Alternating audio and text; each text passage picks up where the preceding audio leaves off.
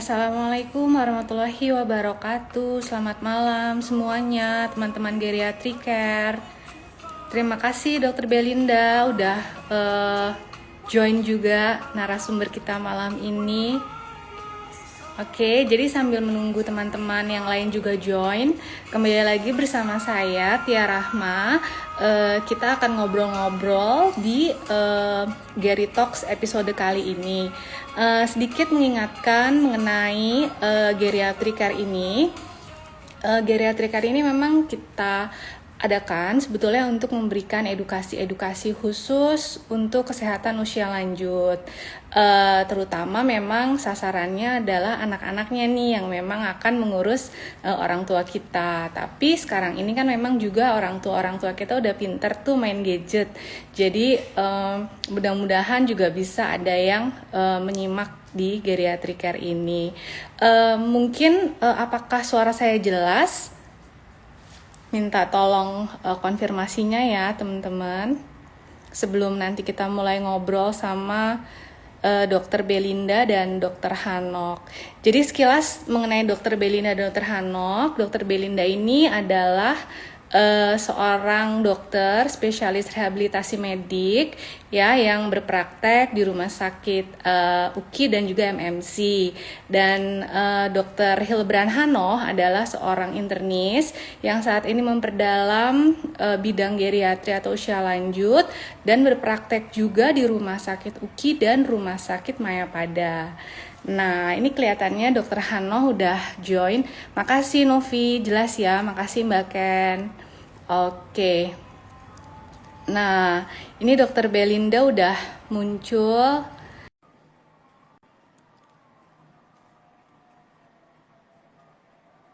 Oke. Kok nggak bisa ke accept ya Dok Bel?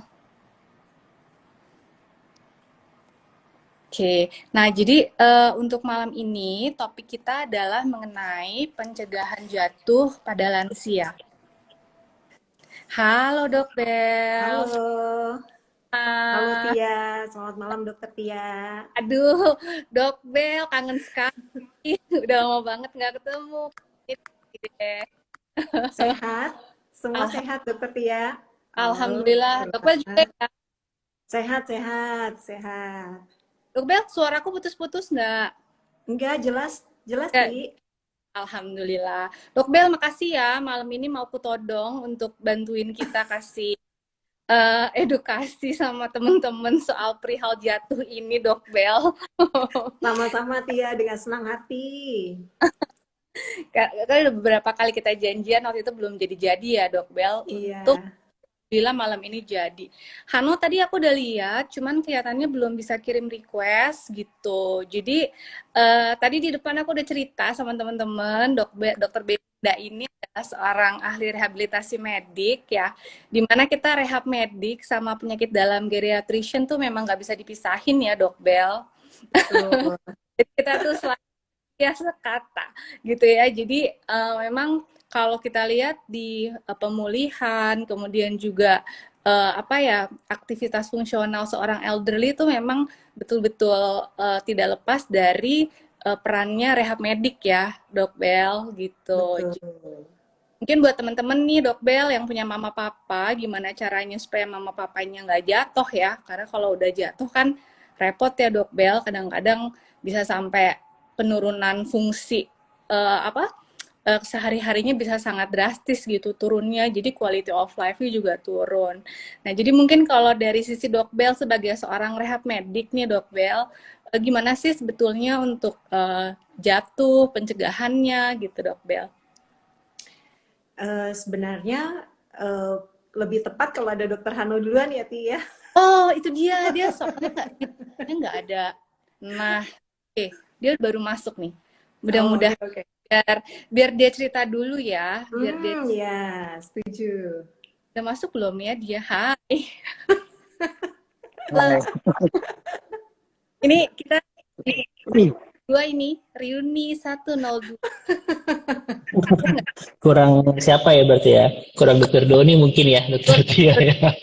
Mungkin ya kan. Iya. Kabar, thank you ya Han. Kabar baik, sama-sama kok. Thank you juga diundang ke Geriatric Care Insta Live ini sama Siap, Dokter Belinda juga yang siap. oke banget nih. Eh, Joy, hai dokter, selamat malam. Kan tadi Ya, aku ngobrol sama Dok Bel tentang apa sih jatuh itu kan memang hal yang menjadi perhatian kita nih supaya orang tua kita nggak mengalami itu kan gitu karena begitu jatuh itu yang tadi kita bilang juga semua aktivitas fungsional quality of life bisa turun gitu karena yang mungkin tadinya bisa jalan betul. nggak bisa jalan gitu. Nah mungkin tadi aku udah tanya Dokter Bel dari sisi rehab, mungkin dari sisi kita dulu nih Han sebagai kan apa gimana sih maksudnya faktor-faktor risiko apa aja mungkin yang perlu kita perhatiin untuk menilai nih orang tua kita ada nggak ya kemungkinannya gitu ya untuk risikonya besar nggak sih untuk mengalami jatuh gitu Han, teman-teman geriatrik kan juga Oke, tahu. oke. Sorry, jelas gak suara saya ya? Jelas-jelas. Suara. Oke. Jadi selamat malam semua teman-teman Geriatric Care. Sedang bergabung kembali gitu ya dari acara Insta Live ini. Sudah sangat banyak sekali ya Dokter Tia ya yang sudah dibahas gitu. Nah hari ini kita bahasnya tentang jatuh ya.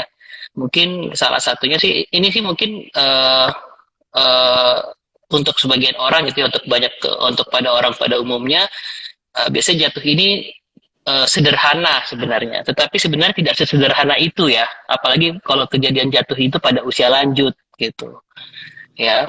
Jadi bisa aja jatuh itu tadi menyebabkan gangguan fungsional, akhirnya pasiennya tidak bisa memiliki status fungsional yang baik gitu, tidak bisa melakukan aktivitas yang mandiri akibat dari jatuh gitu.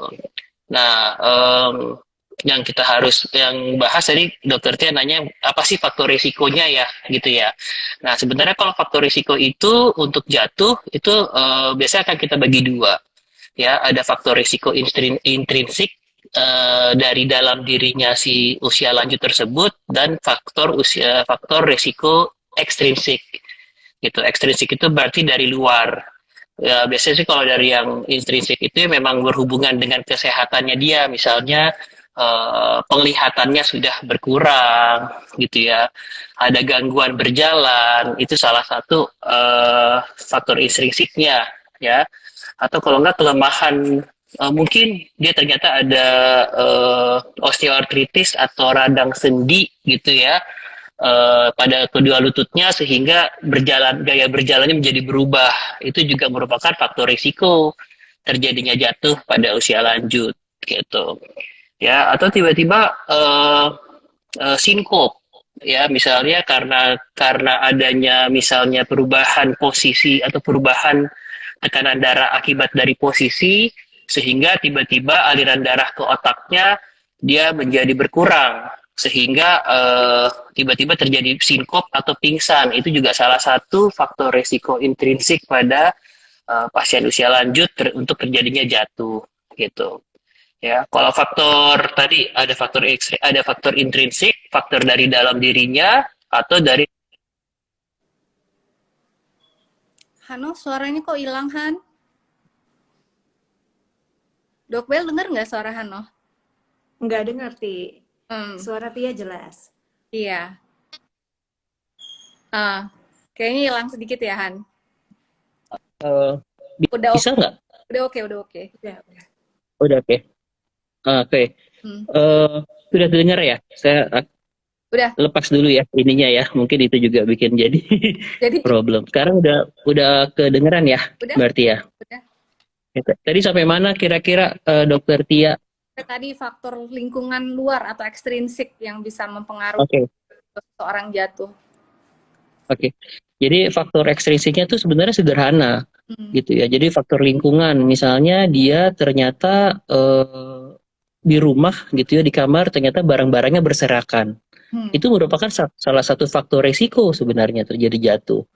Gitu. Seperti yang kita tahu, faktor intrinsiknya misalnya dia tadi tidak bisa melihat, tapi karena barang-barangnya berantakan di rumah gitu, dia nggak bisa ngelihat ke bawah, ngelihat barang-barang yang berserakan, nanti tiba-tiba jatuh gitu.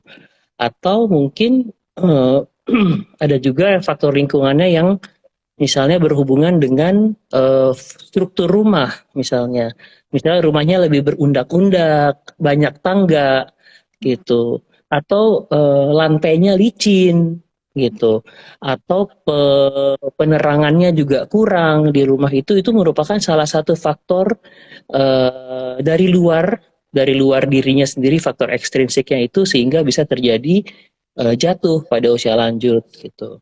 Nah, mungkin Dokter Belinda ya bisa apa namanya, bisa tambahkan lagi gitu ya faktor intrinsik dan faktor ekstrinsiknya gitu. Hmm. Oke. Hmm. Ya. Oke. Giliran aku ya, Ti. Jadi kalau dari sisi kami dari rehabilitasi ya sebagai tim dengan Dokter Hano, sebenarnya kan timnya geriatri atau tim dokter yang mengurus orang-orang usia lanjut ya, Dokter Tia, itu sebenarnya timnya kan nggak cuma penyakit dalam, tapi sering ada neurologi, sering kali ada ortopedi gitu. Jadi sebenarnya yang penting adalah siapapun yang datang ke rehabilitasi medik gitu ya, ke rehab gitu, harus ada assessment awal gitu. Nah, biasanya Dokter Hano nih orangnya teliti banget gitu. Dia akan mengakses, dia punya tools gitu ya. Nanti dia akan mengakses kira-kira faktor risiko apa yang ada pada pasien ini. Nah, dari assessment tersebut biasanya beliau akan mengirimkan ke kami di rehab medik, dan di kami akan assess kembali gitu. Katakanlah ya, misalnya Dokter Hano mengirimkan pasien dengan gangguan pada lutut, misalnya ada pengapuran di lutut gitu ya, dengan bentuk kakinya sudah mulai bentuknya O gitu. Nah, dinilai sama kami di rehabilitasi medik apakah kira-kira ada risiko jatuh atau tidak. Biasanya Dokter Hano juga sudah mengevaluasi itu biasanya. Beliau akan mengirimkan ke kami, terus kami akan periksa secara keseluruhan gitu, Dokter Tia. Nah, assessment di sana banyak ya. Jadi ada assessment keseimbangan. Jadi kita mesti menilai gitu. Menilai sebenarnya kalau menilai itu harusnya sebenarnya dari ujung kepala sampai ujung kaki ya. Jadi lengkap gitu. Jadi menunjang apa yang sudah Dokter Hano periksa gitu. Jadi dari matanya, dari telinganya, dari pendengarannya gitu, dari kekuatan ototnya, dari keseimbangannya, dari koordinasi gitu.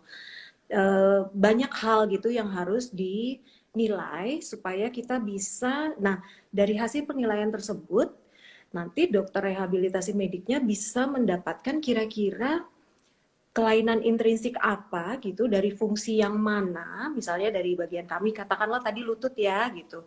Oh, ternyata ada kelemahan otot. Nah, kita tingkatkan kekuatannya dan balance-nya dilatih sehingga pasiennya menjadi aman gitu untuk berjalan kembali. Jadi ada latihan-latihan tertentu. Nah, jadi memang betul kata dokter Tia, kita nggak bisa kerja sendiri ya, Ti. Kita harus rame-rame gitu, harus bersama-sama. Iya, Dok Bel, jelas banget ya. Jadi tadi dua tuh faktor intrinsik sama ekstrinsik. Jadi kalau intrinsik tadi Dokter Hanok bilang dari dalam dirinya orang tua kita sendiri ya, ada penyakit apa gitu ya. Misalnya apakah memang ada riwayat stroke, riwayat vertigo, atau mungkin Parkinson ya, Dokter Hanok, Dok Bel ya. Itu kan juga seringkali mengganggu keseimbangan. Nah, itu memang juga memiliki risiko yang lebih tinggi untuk jatuh. Nah, kemudian juga mungkin ada beberapa obat-obatan juga ya Dokter Hanoh yang kalau LD kadang-kadang nggak bisa lepas dari beberapa obat yang memang harus dikonsumsi ya. Jadi itu juga harus dinilai karena ada beberapa obat yang memang meningkatkan risiko untuk terjadinya jatuh. Dan dari yang luar juga tuh penting. Seperti misalnya tadi Dokter Hanok bilang kan lampu di rumah yang remang-remang gitu. Mungkin buat kita biasa gitu, tapi untuk orang tua kita yang mungkin sudah mengalami penurunan fungsi penglihatan, remang-remang itu beliau nggak bisa ngelihat lagi mana yang jalannya datar, mana yang ada undakan. Kemudian yang paling sering juga karpet ya Dok Bel. Karpet itu, nah karpet itu berbahaya ujung-ujungnya kalau untuk orang-orang usia lanjut, karena keserimpet sedikit aja itu jatuh. Dan yang kedua mungkin tempat-tempatnya ya, Dok Bel, yang kita mesti hati-hati banget sebenarnya tuh tempat-tempat yang sering jatuh tuh kadang-kadang malah di kamar sendiri ya Dok Bel, kayak tadi Dokter Han. Betul. Kabel ya. Iya, itu dia. Charge kabel kan suka Bawah. ya. Jadi apa orang tua tuh kan suka bikin apa ya? Mereka suka ngumpulin barang-barang dan kadang-kadang barang itu udah banyak bertebaran di mana-mana. Nah, itu tadi dokter Hanok udah bilang atau mungkin apa misalnya di kamar mandi ya itu juga resikonya tinggi. Hmm. Hanya mungkin PR ekstrinsik ini, PR lingkungan luar ini tuh sebenarnya PR-nya kita juga ya Dok Bel sebagai Betul. dokter keluarga sebenarnya gitu. Selain memang pastinya sih faktor penyakit intrinsiknya harus kita perbaiki. Jadi memang kalau ngomong masalah jatuh di usia lanjut tuh nggak sesimpel ngomongin Iya. di orang yang belum masuk usia lanjut gitu ya. Karena banyak banget hal meripil. Bahkan kadang-kadang kita nih sebagai tim dokter dari geriatri gitu ya, kita tuh memang perlu sekali meninjau rumah ya Dokter Hano. Oh iya. Betul. Kita harus lihat rumahnya. Betul. Rumahnya apakah dia ternyata dia tidurnya di lantai 2, itu juga harus kita evaluasi gitu. Karena kan kalau misalnya pasiennya sudah ada misalnya gangguan jantung, gangguan berjalan karena ada nyeri di lutut, kemudian dia harus naik tangga turun tangga, itu juga sangat beresiko gitu. Dan juga harus hati-hati. Kita juga kadang-kadang juga kita lihat tuh tadi di kamar mandi misalnya. Kamar mandi itu tidak disarankan tidak yang licin gitu ya. Jadi harus kering terus gitu.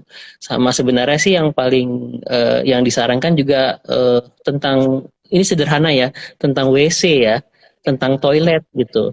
Toilet jongkok atau toilet duduk nih yang bagus gitu. Ternyata dari penelitian memang yang paling menyebabkan resiko tinggi jatuhnya itu adalah WC toilet yang jongkok ya gitu. Karena memang sulit gitu, orang tua suruh jongkok kemudian suruh berdiri, nah itu susah banget tuh gitu. Kan Dok Bel, jadi tadi aku juga setuju banget sama yang Dok Bel bilang bahwa assessment dari ujung rambut sampai ujung kaki gitu ya, apalagi kalau ada di riwayat jatuh 1 kali itu artinya berulang. Jadi memang kita mesti lihat fungsi kardiovaskulernya seperti apa, mata, kemudian keseimbangan kita tuh juga erat kaitannya dengan organ pendengaran ya, maksudnya ada organ keseimbangan yang adanya di telinga dan itu juga harus dievaluasi. Nah, Dokter Hanok nih kelihatannya udah mulai ada pertanyaan nih dari teman-teman iya. Makasih semua yang udah gabung ya malam ini menyempatkan diri ngobrol sama kita. Nah, ini udah ada pertanyaan dari Mbak Ken Larasati. Ibu saya post-stroke 2016 dengan DM. Ini maksudnya CLD apa ya Mbak? Mungkin chronic liver disease ya? Atau CKD stage 3 nih? Atau sakit ginjal? Kemudian dari November 2020 sampai 2021 sudah jatuh 4 kali. Di lutut sudah ada OA itu pengapuran ya. Kemudian saat ini cuma bisa tidur terus. Nah, apakah apa itu pengaruh dari jatuhnya, Dok? CKD Dok Bel. Mungkin Dokter Hanoh ya. Gimana Dokter Hanoh? Ini kasusnya ibunya Mbak Ken kayaknya klasik juga nih, Dokter Hanoh. Iya. Jadi memang salah satu faktor resiko dari resiko tingginya terjadinya jatuh sih memang ada post-stroke-nya ya. Post-stroke-nya dan kemudian ada osteoartritis, ternyata ada pengapuran di lututnya. Itu salah satu resiko jatuhnya gitu ya. Apakah jadi mungkin harus dievaluasi sih sebenarnya Dokter Tia, Dokter Belinda, Mbak Ken ya, Mbak Ken Larasati ya, mungkin harus dievaluasi apa sih yang menyebabkan sehingga ibunya Mbak Ken ini malah tidak bisa hanya bisa tiduran saja gitu. Itu harus dievaluasi sebenarnya gitu. Apakah memang karena kekuatan ototnya atau memang ada sesuatu yang sehingga apakah ada jangan-jangan dia habis jatuh merasa nyeri sehingga dia hanya bisa berbaring saja gitu. Atau memang lututnya yang karena sudah sudah mengalami pengapuran di sekelilingnya mungkin otot-ototnya juga sudah mulai berkurang masanya kayak gitu sehingga tidak kuat untuk berdiri dan untuk berjalan kembali sehingga hanya bisa berbaring saja. Jadi harus dievaluasi sih sebenarnya Dokter Tia untuk kasusnya ibunya Mbak Ken ini gitu. Mungkin Dokter Belinda bisa bantu karena memang kalau seperti ini memang harus bekerja sama juga nih sama Dok Bel nih Iya. gitu. Karena ada post stroke, imobilisasi atau tidak bergerak gitu ya, tidak berbaring terus, dan kemudian ada apa namanya, ada osteoartritis gitu. Jadi Dan mungkin itu sih juga ya.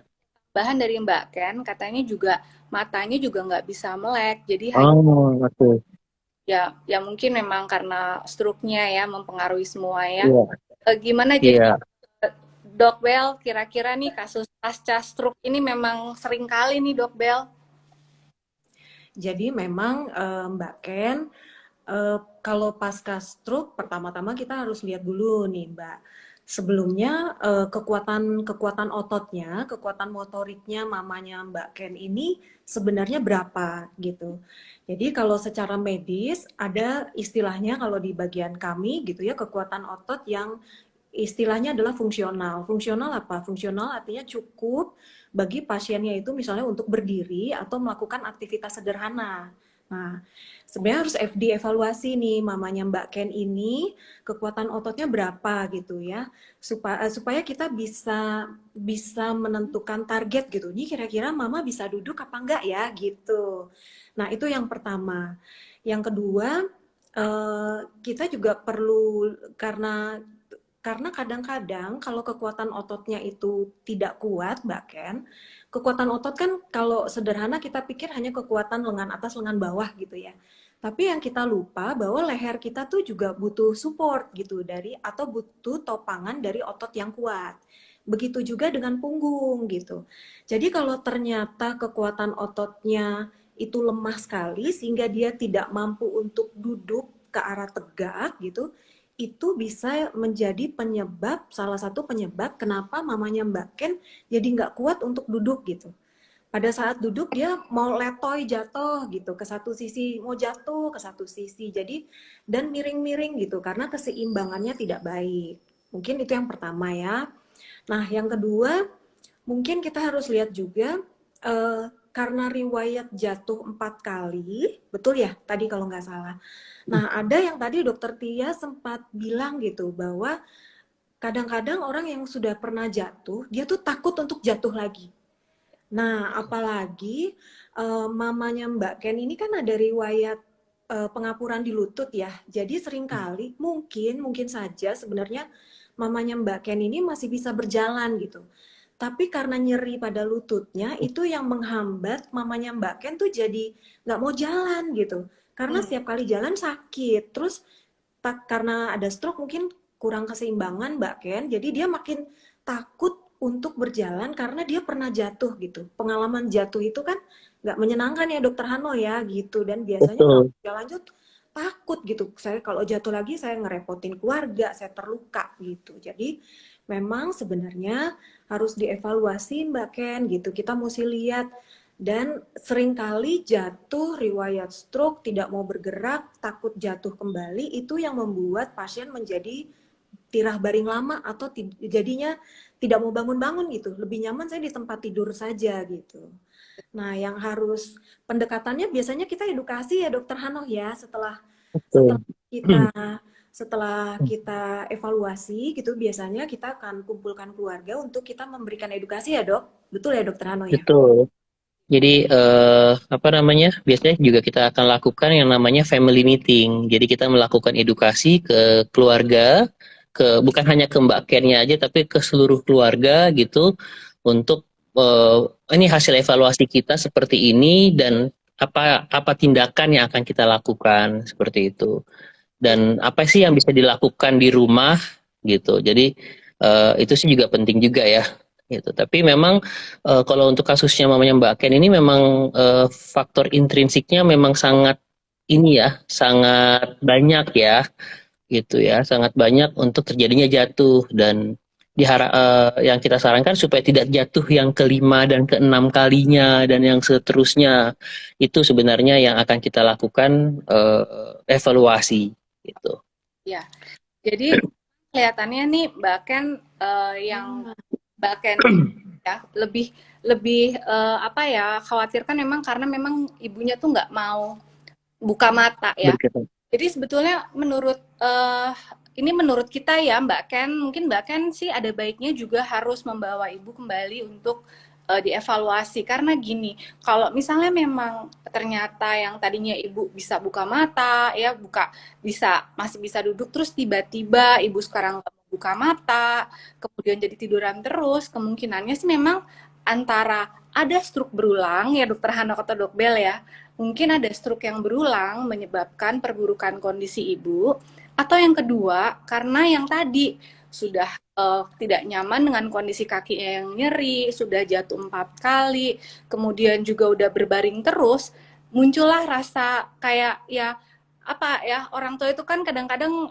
gangguan emosinya juga jadi berat ya dok Bel, karena memang merasa mungkin saya kok udah nggak bisa ngapa-ngapain, akhirnya mungkin yang bisa beliau lakukan ya hanya udah merem aja gitu. Jadi memang ini harus kita bisa bedakan apakah ini memang masalahnya terkait organik dari penyakitnya, ada yang berulang stroke-nya, atau memang masalah psikisnya berat sehingga nggak mau buka mata dan nggak mau ngapa-ngapain gitu. Jadi ya itu memang kompleks yang tadi aku bilang sama dokter Hanek sama dokter Ben. Jadi mudah-mudahan Mbak Ken bisa segera evaluasi mamahnya ke rumah sakit untuk bisa dapat penanganan yang lebih tepat ya Mbak Ken ya. Kemudian nih Han, tadi aku lihat ada Dokter John. Dokter John apa kabar? Selamat malam. Aduh, udah lama nggak ketemu Dokter John. Ya, Dok. Kemudian ada Dokter Daniel Situmorang juga. Kemudian ada Dina. Dokter Joyce tadi ya. Ada Dokter Joyce. Pada kumpul semua jadi hari ini. Aku lihat di sini kayaknya belum ada pertanyaan lagi nih Dok Bel, Dokter Hanok. Cuma karena kemarin kita udah bikin teaser ya, iklan-iklan untuk hari ini, jadi beberapa teman-teman geriatriker tuh juga udah kirimin direct message pertanyaan terkait masalah orang tuanya. Nah mungkin kita bacain dulu ya sambil kita tunggu. Boleh. Yang ada. Nah jadi ini pertanyaan yang udah masuk, jadi Dok, ini dari Bapak Martol. Dok, izin bertanya, orang tua saya sering merasa seperti kelingan atau sedikit kehilangan keseimbangan, terutama saat bangun dari duduk atau bangun tidur. Sudah pernah jatuh 1 kali, tapi alhamdulillah tidak ada yang patah dan sampai saat ini baik-baik saja. Namun, kelingannya masih berlanjut. Mungkin kelingan tuh vertigo kali ya, atau apa ya mungkin ya. Apa ya dok penyebabnya dan apa ada obatnya supaya keluhannya berkurang? Mungkin dokter Hanoh deh, dok. Kalau kasusnya Bapak, mohon maaf tadi dokter Tia, siapa bapaknya Bapak Mar? Bapak. Okay. Jadi namanya Pak Martual, ini orang tuanya. Iya. Mungkin ya, kalau kasusnya seperti itu, tadi saya sudah sempat sedikit menjelaskan sih. Salah satu faktor resiko intrinsiknya itu adalah terjadi perubahan tekanan darah pada saat perubahan posisi. Gitu. Itu apa yang kalau istilah medisnya atau istilah kitanya itu yang namanya hipotensi ortostatik atau hipotensi akibat perubahan posisi. Gitu. Itu mungkin salah satu yang harus dievaluasi sebenarnya. Karena apa? Karena hipotensi ortostatik itu biasanya memang terjadi pada pasien-pasien usia lanjut. Itu memang karena ada reseptor yang mengatur tekanan darah pada perubahan posisi. Biasanya kan kalau kita bangun dari duduk ke berdiri gitu ya. Kalau pada usia yang dewasa muda sih oke-oke aja gitu ya kalau langsung jalan. Tapi kalau pada usia lanjut, itu yang paling sering terjadi adalah ketika dia mengalami perubahan posisi secara mendadak, misalnya dari duduk ke berdiri, itu tekanan darahnya tiba-tiba menjadi turun, gitu. Jadi aliran darahnya tiba-tiba aliran darahnya berkurang ke otak sehingga terjadi kelingan, gitu, terjadi vertigo, gitu ya. Jadi itu salah satunya. Jadi mungkin memang harus dievaluasi ya. Biasanya memang kalau pada pemeriksaan usia lanjut itu untuk mengukur tekanan darah itu memang dengan posisi berubah-ubah ya, Dokter Tia ya, Dokter Belin ya. Mulai dari tekanan darahnya pada saat tidur, kemudian pada saat duduk, kemudian pada saat berdiri, gitu. Jadi itu yang harus dievaluasi apakah ada perubahan seperti itu, gitu. Kemungkinan sih kasusnya seperti itu ya, Dokter Tia ya. Mungkin ada tambahan ya, Dokter Belin ya. Karena di sini dibilang terutama dia bilang saat bangun dari duduk atau bangun dari tempat tidur ya, kelihatannya sih. Iya, iya. Arahnya sih memang Dok, tekanan darahnya yang berubah ya, iya. gitu. Dok Bel, jadi mungkin ya Dok Bel, kadang-kadang kan masalah hipotensi ortostatik ini sulitnya maksudnya kita intervensinya tuh kadang-kadang kalau orang hipertensi ada obatnya gitu loh, ada obat hipertensi ya. Tapi kalau Tuh, ortostatik ini kan sulitnya memang kadang-kadang kita harus membiasakan nih, artinya mengubah kebiasaan gitu ya Dok Bel, gimana cara tuh. itu nggak terjadi. Nah, minta kiat-kiatnya mungkin Dok Bel, supaya paling tidak jangan sampai jatuh gitu loh Dok Bel. Oke, kalau kita ngomong hipotensi ortostatik, mungkin mirip seperti pasien-pasien yang imobilisasi ya, Dokter Hano ya? Artinya, Iya. oke. Jadi ada kiat sederhana nih, Dokter Tia, gitu ya. Karena kalau kita berbaring lama, gitu ya, seringkali em, darah kita tuh lebih banyak ngumpulnya tuh di bagian kaki, gitu, ya. Sehingga untuk pompa kembalinya lagi kembali ke jantungnya tuh dia harus melawan gravitasi pada saat kita mau ke arah tegak gitu Dokter Tia. Jadi kiat sederhananya adalah kita bisa sebelum kita bangun kita latihan gerakan pergelangan kaki kita Dokter Tia. Jadi Jadi Hmm. ya ankle pumping gitu. Jadi easy banget, sederhana, bisa dikerjakan gitu ya. Jadi itu bisa salah satu kiat supaya jangan sampai ada perubahan tekanan darah yang drop pada saat perubahan posisi gitu. Itu bisa. Itu salah satu kiat paling sederhana sih.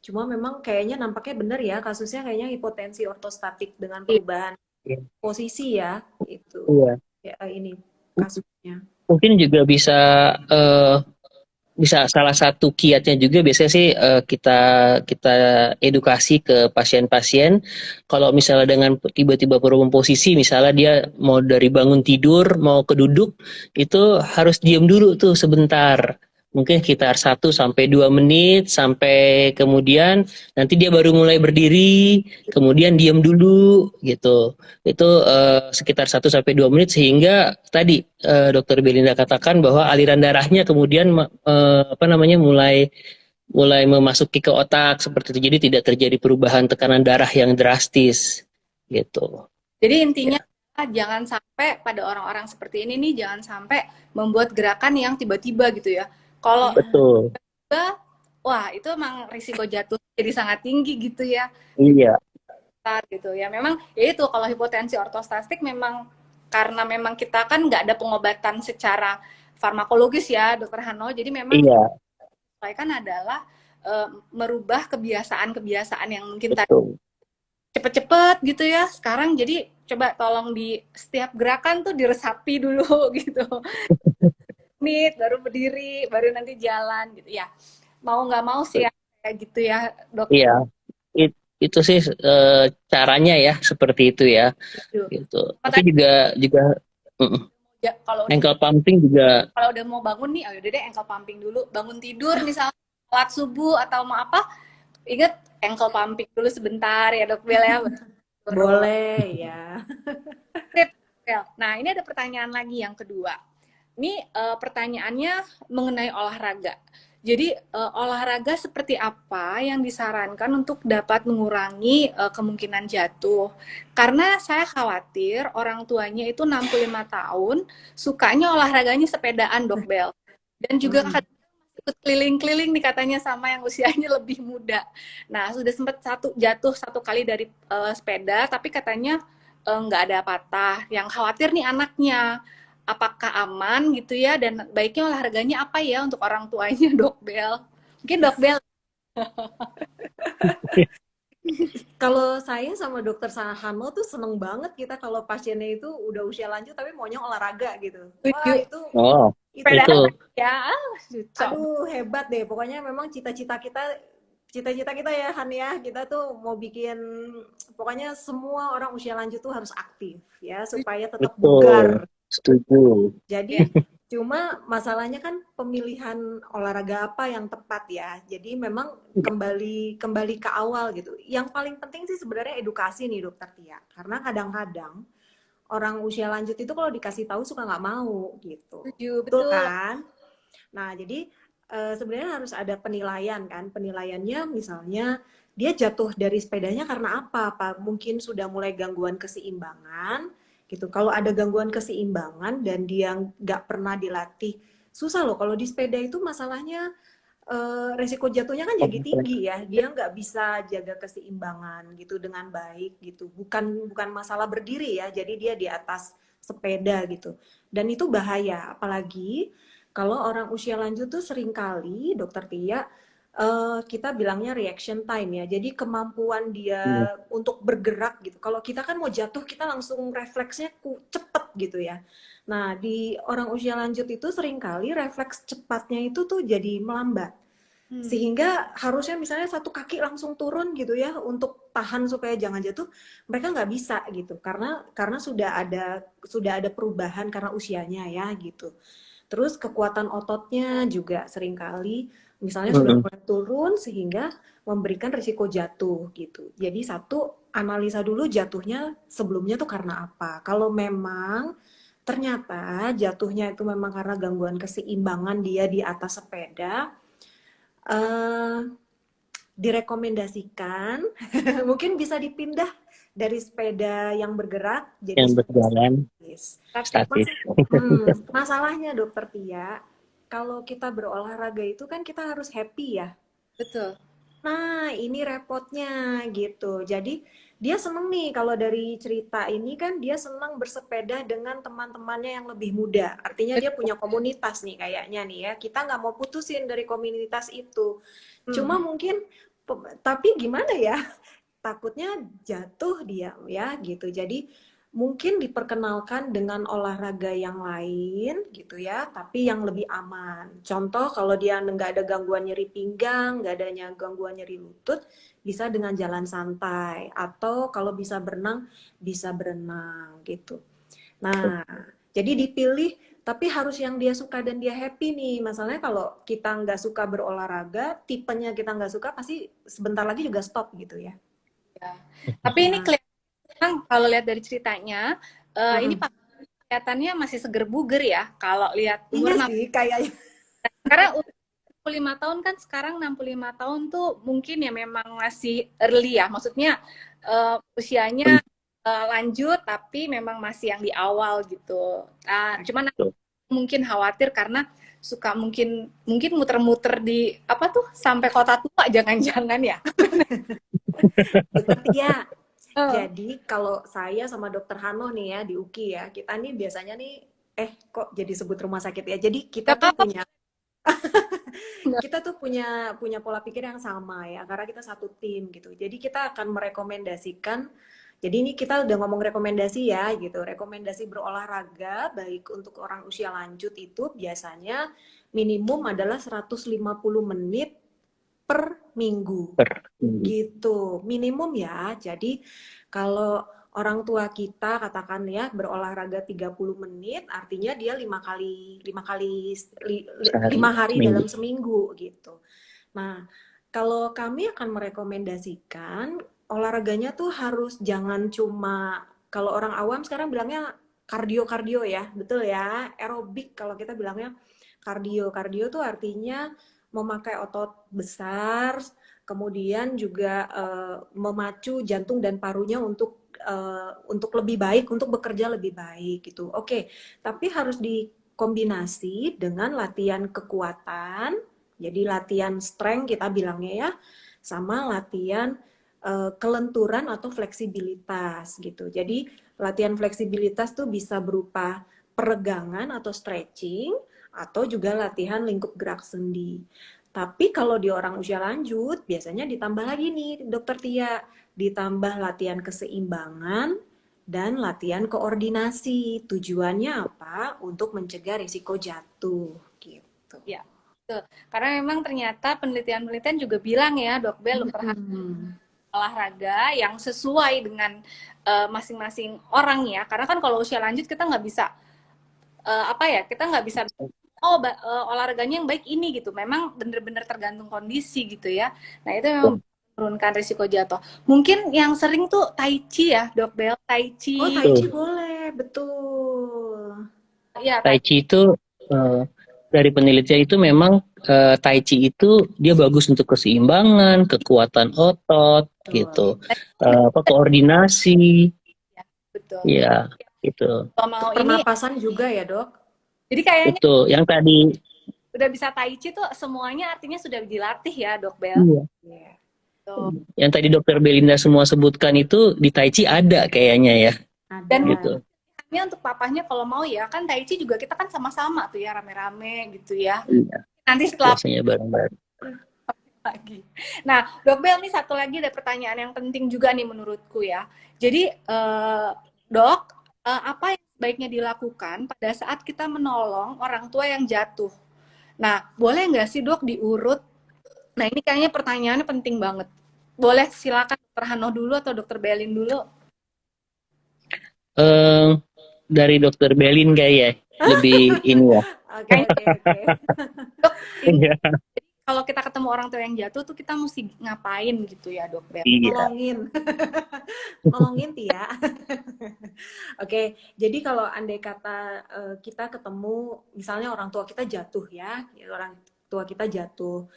Ya satu yang kita harus ya pasti ada pemeriksaan dong ya gitu. Kita akan menanyakan kenapa dia jatuh, yang mana lokasi mana yang jatuh gitu ya.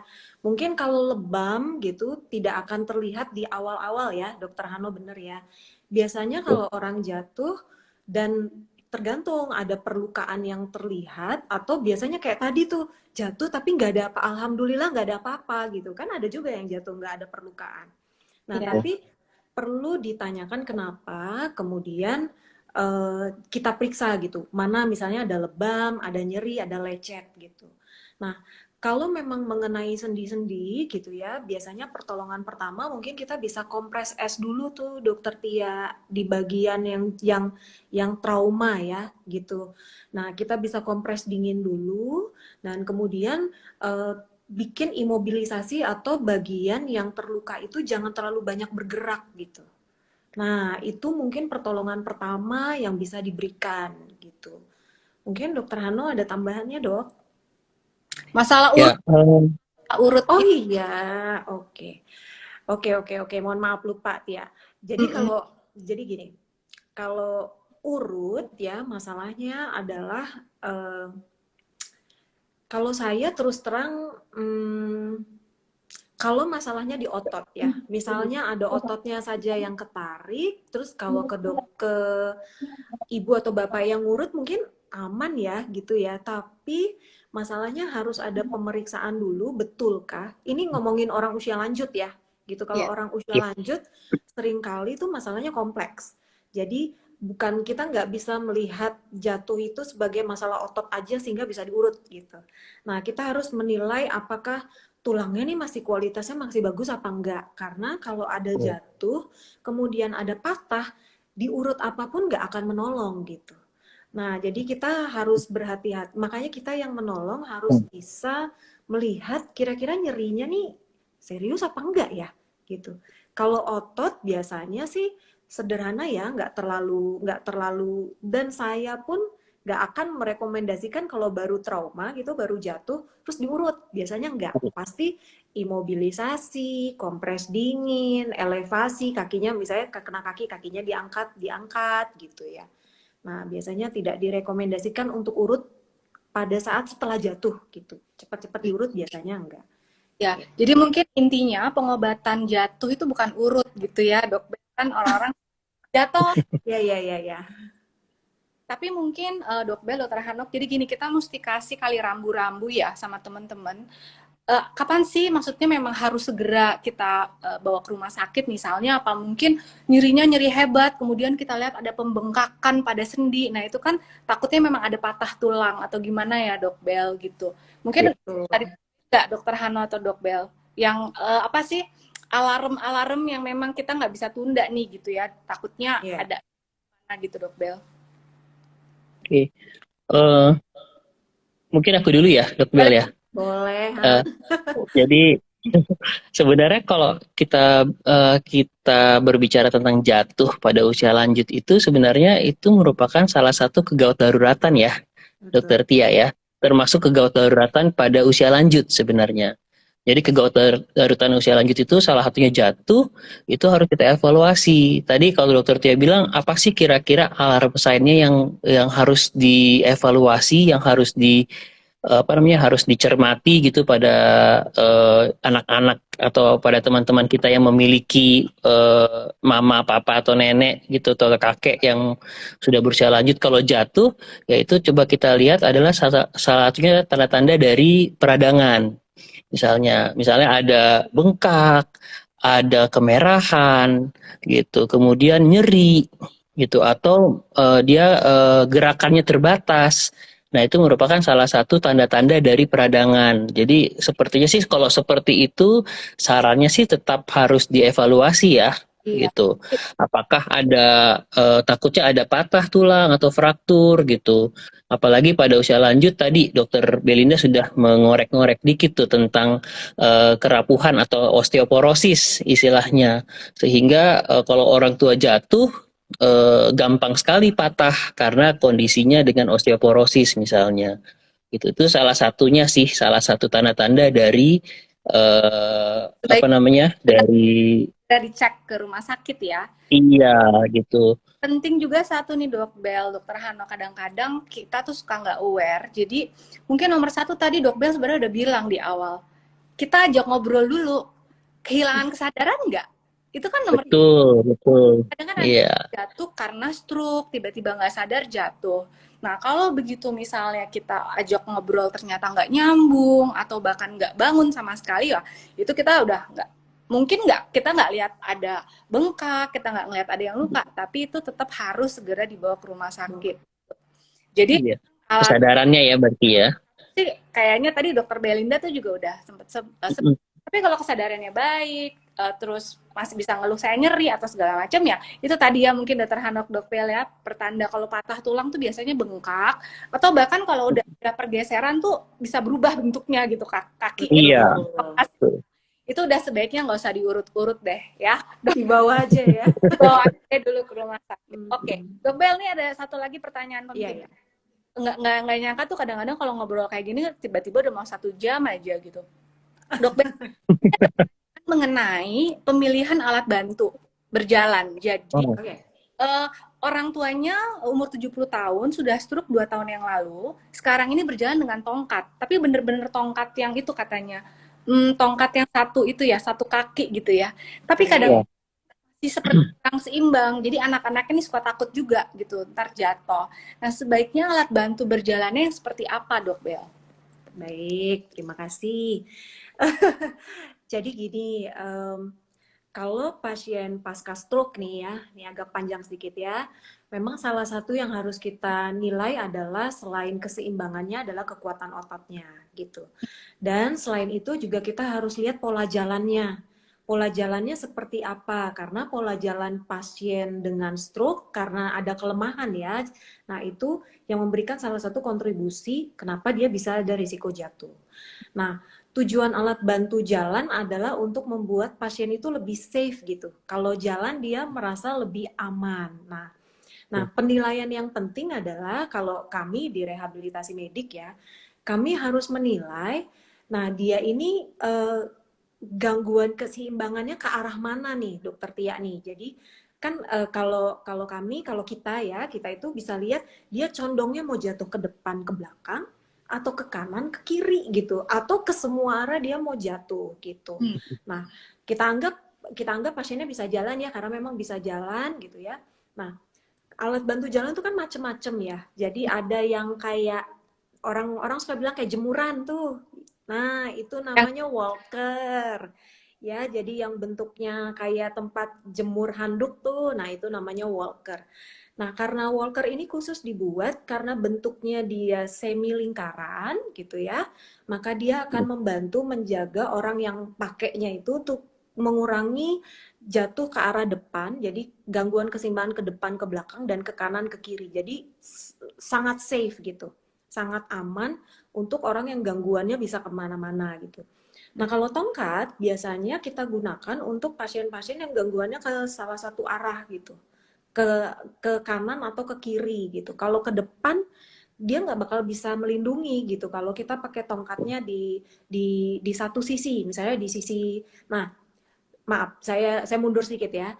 Penting juga untuk tahu cara pakai tongkatnya gitu. Seringkali salah. Jadi sisi yang lemah itu misalnya kanan ya, sisi lemahnya kanan, tapi masih bisa menggenggam gitu. Katakanlah bisa menggenggam tangannya, dia masih bisa pegang tongkat. Tapi dia pegang tongkatnya di kanan. Nah, tongkat itu selalu ada di sisi yang sehat, yang kuat gitu, yang kuat. Jadi penempatannya juga harus benar. Kita mau pegangnya di tangan yang sehat atau yang lebih kuat, bukan yang di sisi yang sakit. Nah, itu kalau pakai tongkat. Tongkat itu sebenarnya ada banyak macam ya. Ada kakinya satu, ada kakinya empat, ada satu tiang, kemudian kayak ada cakarnya gitu ya. Kayak ada jari-jarinya ada empat, ada jari-jarinya tiga. Nah, terus terang kalau memang gangguannya ke arah ke kanan ke kiri, jadi ke samping ke kanan ke kiri, bisa digunakan tongkat. Tapi kalau mau lebih aman, yang satu tiang dengan kakinya tuh ada empat tuh, kayak jarinya ada empat. Karena dia lebih mencengkram ke lantainya tuh lebih stabil gitu dibandingin yang kakinya tiga. Kalau kakinya tiga tuh kayak masih mau miring gitu ya. Nah, selain pemilihan alat bantu jalan tadi tergantung gangguan keseimbangannya kemana, biasanya kami juga melatih pasiennya untuk berjalan dengan alat bantu tersebut. Jangan lupa diajarin gitu. Sebab kalau dia nggak diajarin, jadi tongkat itu adalah alat yang membantu kita mentransfer berat badan kita gitu. Jadi dia yang akan menanggung berat badan kita gitu. Jadi kalau orang usia lanjut tuh kalau nggak diajarin tuh bingung gitu. Nanti pola jalannya malah jadi kayak robot, malah jatuh gitu. Jadi kalau memang kita memang terpaksa memakai alat bantu jalan untuk keamanan, pastikan juga diajarkan cara jalannya yang benar gitu supaya dia nggak kayak robot gitu malah bingung sendiri dia terus malah jatuh. Padahal alat itu untuk bantu jalan. Kurang lebih seperti itu, Dokter Tia. Sama mungkin Dok Bel ada juga tuh yang walker tapi ada Mhm. roda. Nah, itu kan juga Boleh. tapi nggak semakin berbahaya tuh Dok Bel kalau Jadi ada. kalau aku nih ya, Dokter Tia, aku ada pasien nih, pasiennya Dokter Hano nih, pasiennya Dokter Hano juga. Jadi ibu-ibu usia lanjut masih aktif. Dia itu dengan Parkinson, kemudian dia ada HNP dengan kelemah. Jadi maaf, dia ada Parkinson jadi kaku ya, agak kaku, terus tangannya itu bergetar-getar gitu ya kalau Parkinson gitu. Nah, dia itu ada saraf kejepit juga. Jadi ada kelemahan di pergelangan kakinya dia gitu dan kakinya mulai baal. Dan dia jatuh nih, Dokter Hano. Dia jatuh dan sudah operasi panggul sebelah kirinya dia. Dia udah operasi hip gitu. Nah, buat dia ngangkat-ngangkat dia justru merasa kalau kalau saya selalu evaluasi nih Dokter Tia ya. Jadi dia punya walker yang pakai roda. Pede banget jalannya gitu dibandingin kalau dia itu dikasih walker yang harus angkat satu gitu ya. Ternyata lucu ya, dia tuh sangat pede dan dinilai pola jalannya bagus gitu. Dibandingin kalau dia pakai walker yang biasa, yang tradisional gitu ya. Nah, jadi memang setelah kita memberikan alat bantu jalan, yang perlu kita nilai adalah satu, harus ada feedback gitu. Pasiennya merasanya lebih aman nggak, itu satu ya. Kemudian kita harus nilai benar nggak keseimbangannya itu jadi terkoreksi ya. Terus yang kedua pola jalannya jadi terbantukan atau tidak gitu. Jadi jangan sampai ada risiko jatuh lagi. Kurang lebih seperti itu sih Dokter Tia. Individual banget ya jadi Dok Bel, artinya Iya betul. alat bantu itu kita nggak bisa tentukan sendiri, nggak bisa kira-kira, jadi harus dikonsultasikan. Dan pada saat dapat pun itu tetap harus dinilai sama dokter rehab medik nih, kira-kira udah bener nggak sih penggunaannya gitu ya, jangan sampai nanti Betul. jadi risiko jatuhnya meningkat. Nah, ini karena kita udah mau 1 jam, waktunya mungkin kurang dari 5 menit lagi, ada satu pertanyaan lagi yang aku rasa memang juga penting untuk kita bisa jawab mudah-mudahan mengenai, jadi intinya adalah ibunya 80 tahun, tulang pinggulnya itu sudah patah karena jatuh, dikatakan dokter, disarankan untuk operasi. Tapi keluarga tuh nggak mau dioperasi karena mengingat usia. Yang dipertanyakan, bahaya tidak dok bila pinggul itu tidak dioperasi, dibiarkan saja, dan sebaiknya bagaimana, dioperasi atau tidak. Nah, mungkin ini jawabannya mesti Dokter Hano dulu nih. Masalahnya kita ngomongin operasi atau enggak gitu, Dokter Hano. Iya. Jadi sebenarnya sih kalau misalnya kasusnya seperti itu mungkin memang harusnya dikonsultasikan dulu dengan yang lebih ahli gitu ya. Apakah terutama untuk dokter ortopedi ya, dokter Tia ya. Karena karena gini, tadi seperti yang dokter Tia bilang bahwa pasien usia lanjut itu sangat unik dan sangat individual gitu. Maksudnya berbeda-beda berbeda-beda pasien itu pasti berbeda-beda cara untuk tata laksananya gitu ya, cara pendekatannya itu berbeda-beda gitu. Apakah ternyata dia proses penyembuhan tulangnya lebih baik atau tidak itu juga berbeda-beda setiap pasien gitu. Jadi kalau misalnya dikatakan apakah ini harus dioperasi atau tidak, satu itu adalah yang bisa kita lakukan adalah kita tanya dulu nih targetnya apa pada pasien ini gitu. Jadi targetnya pasien ini mau apa? Apakah mau jalan kembali seperti semula ataukah dia memang oh ya udah deh cukup seperti ini, tapi kita harus juga evaluasi apakah dengan patah tulangnya yang dipanggul itu membuat dia nyeri dan sehingga dia tidak bisa bergerak di kemudian hari gitu. Jadi sebenarnya sih memang individual ya Dokter Tia ya. Saya nggak bisa bilang bahwa ini kasusnya kau harus operasi gitu. Padahal sebenarnya Lihat, itu kita cuma iya gitu. ini satu Dokter Hano, sekaligus mungkin kita bisa mengedukasi teman-teman di sini. Ini kan mungkin nanti Dok Bel lebih banyak nih nanti ngejelasinnya karena ini kayaknya tiduran. Betul. Ini mengenai operasi pada usia lanjut gitu ya, Dokter Hanok, Dok Bel. Memang kita selalu bilang usianya udah sepuh deh gitu. Iya. Gitu. Tapi sebetulnya kembali lagi yang tadi Dokter Hano bilang, kita mesti lihat dulu bagaimana aktivitas fisik sebelum dia jatuh atau sebelum dia patah. Seandainya dia memang aktif, misalnya kayak aku kemarin sempat dapat pasien juga yang jatuhnya tuh kesandung waktu lagi di bazar, umur 82 tahun. Patah tulang panggul, dan akhirnya dioperasi, dalam waktu 2 hari udah bisa pulang ke rumah.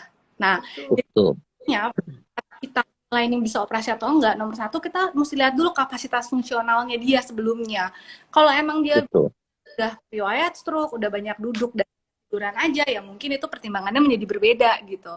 Nah, dan satu lagi, sekarang sebetulnya usia yang makin tinggi itu kan bukan halangan untuk mendapatkan terapi yang karena kita kan punya ada yang namanya usia kronologis, itu umurnya, sama usia biologis ya. Nah, kita selalu lihat bagaimana kadang-kadang umur yang 65 tahun itu kelihatan lebih renta daripada yang umurnya 75 tahun gitu.